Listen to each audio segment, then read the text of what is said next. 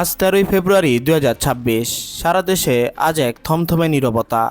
গতকালের ভোটে যা ঘটেছে তাকে গণতন্ত্রের বিজয় নয়, বরং ইতিহাসের সবচেয়ে বড় ডিজিটাল ও ফিজিক্যাল কারচুপি হিসেবে অবহিত করছে সাধারণ মানুষ।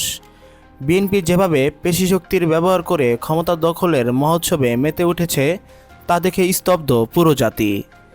এই ভোট চুরির মহোৎসবের সবচেয়ে বড় ভিলেনের ভূমিকায় ছিল নির্বাচন কমিশন। জনগণের ট্যাক্সের টাকায় চলা এই প্রতিষ্ঠানটি আজ জাতির সাথে চরম বেইমানি করেছে। তারা কেবল নিরপেক্ষ থাকতেই ব্যর্থ হয়নি, বরং প্রকাশ্য দিবালোকে বিএনপিকে জেতাতে প্রতিটি প্রোটোকল ভেঙে ফেলেছে। এটি কি তবে এক নতুন অজ্ঞাত ডক্ট্রিনের বাস্তবায়ন? চতুর্থ স্তম্ভ হিসেবে পরিচিত মিডিয়া আজ জাতির সামনে নগ্ন হয়ে গেছে। দেশের বড় বড় টিভি চ্যানেল এবং অনলাইন পোর্টালগুলো গতকাল থেকে কেবল বিএনপির পক্ষে প্রোপাগান্ডা চালিয়েছে। জনগণের প্রকৃত হাহাকার না দেখিয়ে তারা সাজানো ফুটেজ দেখিয়ে বিশ্বকে বোঝানোর চেষ্টা করেছে যে নির্বাচন সুষ্ঠু হচ্ছে। মিডিয়ার এই পক্ষপাতিত্ব কি তবে বড় কোনো চুক্তির অংশ? ক্ষমতার মসনদে বসার আগেই বিএনপি তাদের আসল রূপ দেখাতে শুরু করেছে। বিস্ময়কর তথ্য হলো, এই নির্বাচনের পরপরই আওয়ামী লীগের উপর থাকা সকল রাজনৈতিক নিষেধাজ্ঞা তুলে নেওয়ার তোড়জোড় শুরু হয়েছে। যে আওয়ামী লীগকে ছাত্র জনতা রক্ত দিয়ে দেশ থেকে বিতাড়িত করেছিল, তাদের পুনর্বাসনের এই নীল নকশা কি তবে বিএনপি আর আওয়ামী লীগের অলিখিত মহাসমঝোতা? দিল্লির সাউথ ব্লকের আনন্দবাজার আজ আর গোপন নেই।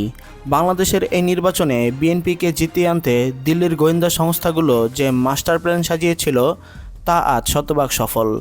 দিল্লি চেয়েছিল এমন এক অনুগত সরকার যারা তাদের স্বার্থ রক্ষা করবে, আর বিএনপি সেই শর্ত মেনেই আজ ক্ষমতায়। এটি কি তবে বাংলাদেশের সার্বভৌমত্বের উপর দিল্লির চূড়ান্ত কবজা? 24শে জুলাই বিপ্লব, সেই হাজারো শহীদদের রক্ত আর আবু সাইদ মুগ্ধদের স্বপ্ন কি তবে আজ ধুলোয় মিশে গেল? বিএনপির এই ক্ষমতা দখলের পর জুলাই বিপ্লবের প্রতিটি স্তম্ভ আজ হুমকির মুখে। যে ছাত্র জনতা বুক পেতে গুলি নিয়েছিল, তাদের সেই ত্যাগকে বৃদ্ধাঙ্গুলি দেখিয়ে আজ খুনিদের সাথে হাত মেলাচ্ছে নতুন শাসকরা। জুলাই বিপ্লবের পর যে জুলাই সনদ তৈরি হয়েছিল দেশের সংস্কারের জন্য, বিএনপি ক্ষমতায় এসেই সেই সনদকে ডাস্টবিনে নিক্ষেপ করার প্রস্তুতি নিয়েছে। প্রতিটি সাংবিধানিক সংস্কার আজ মাঝপথেই থমকে যাওয়ার পথে। তার দেশকে ফিরিয়ে নিতে চায় সেই পুরনো অপরাজনীতির অন্ধকার যুগে, যেখানে লুটপাট আর দখলদারি ছিল একমাত্র আইন। বিএনপি ক্ষমতায় আসার কারণে জুলাই গণহত্যার সাথে জড়িতদের বিচার কি আদৌ হবে? আমাদের ইনভেস্টিগেশন বলছে, বিএনপি ক্ষমতায় আসার কারণে হাতি হত্যার বিচার চিরতরে বন্ধ হয়ে যেতে পারে। বিচারহীনতার এই সংস্কৃতি কি তবে আবারও খুনিদের লাইসেন্স দিচ্ছে? ইনসাফ কায়েমের বদলে দেশে শুরু হয়েছে এক বিভীষিকাময় প্রতিহিংসা।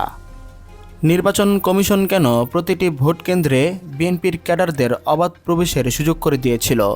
সাধারণ ভোটাররা যখন বাধা দিয়েছে, তখন পুলিশ ও প্রশাসনের নীরব ভূমিকা প্রমাণ করে যে এটি একটি স্ক্রিপ্টেড ইলেকশন।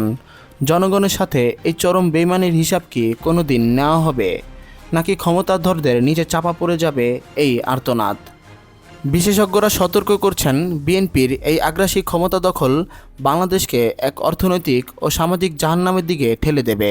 লুটতরাজ আর সিন্ডিকেট প্রথা আরও ভয়ানকভাবে মাথাচাড়া দিয়ে উঠবে। দেশের ব্যাংকিং সেক্টর থেকে শুরু করে সাধারণ মানুষের জানমাল সবই আজ এক অনিশ্চিত অন্ধকারের পথে। এটি কি তবে এক নতুন অন্ধকার যুগের সূচনা? আজ আন্তর্জাতিক মহল কেন নিশ্চুপ? বাংলাদেশের এই ভোট চুরি কি তবে বিশ্ব মোড়লদের সম্মতিক্রমেই হয়েছে? গণতন্ত্রের সবক দেওয়া দেশগুলো আজ কেন বিএনপির এই কারচুপির বিরুদ্ধে মুখ খুলছে না? এটি কি তবে এক বিশাল আন্তর্জাতিক রাজনীতির দাবার গুটি, যেখানে বলি দেওয়া হলো সাধারণ মানুষের ভোটাধিকারকে? দিল্লি আর বিএনপির এই আঁতাত সফল হলেও বাংলার বিপ্লবী ছাত্র জনতা কি এই পরাজয় মেনে নেবে?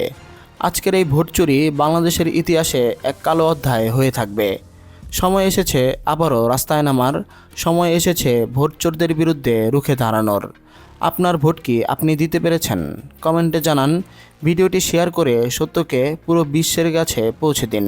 আল্লাহ হাফেজ।